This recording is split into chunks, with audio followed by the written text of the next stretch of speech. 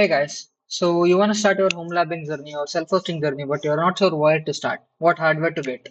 Even I was also having the same questions when I started my home labbing journey.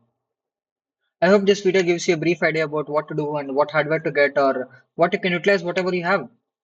So let's get started. So what exactly is home labbing or self-hosting? As the name suggests, it is self-hosting. So you host whatever the things which you require in your home or in your lab. So whatever the hardware you have. So basically, it just gives you an overall privacy and security that you host and you have control over where your data stays. So to start that, you won't need much of it. You would probably need an old laptop or a PC sitting there. So that's all you would need. So, so suppose you have your home router. So you got your internet from your ISP, and you have that router, and to that router you have Wi-Fi running, and you have your laptop connected. So this is what you would see in any of your homes.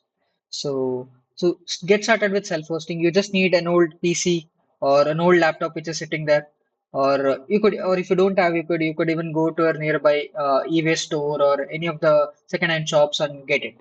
Okay, so if you have that PC, what hardware you would need? So what you would need is just basic, which is running on Intel Pentium or Intel i3, i5.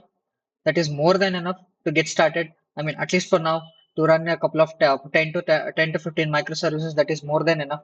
And you would probably need 8 GB of RAM, which is the minimum. Uh, you could go for a 4 GB RAM. Linux runs very good on that as well. But 8 GB is something which is fine and which will be good. And you could have a 256 GB of SSD, or if you can, an SSD would be great as well.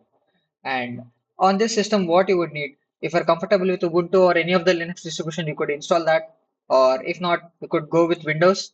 But you may have to stop all the major things which are running in the background, and you might have to go for a Windows Server edition as well. And on top of that, what you could do is you could install Docker, which would give you a good exposure to what microservices are, and you could host a lot of services with Docker with having a reverse proxy at the front end. And okay, let's not go ahead with what proxies and everything as of now in this, but we'll cover it in a later part.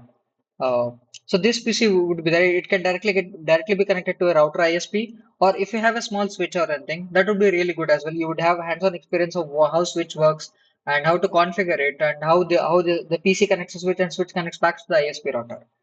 So, and this ISP router would have obviously have connectivity back to the internet. So any update or anything you want to install on this PC would directly be connected to the internet. It can download stuff.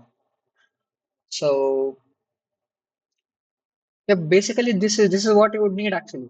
So we just need to have an old PC with some basic minimum specifications and install an operating system, whatever which is comfortable for you. Get Docker installed, and that would be it. Then you could install. You could have SSH or something running here, and from your laptop you would come back here and remotely access it.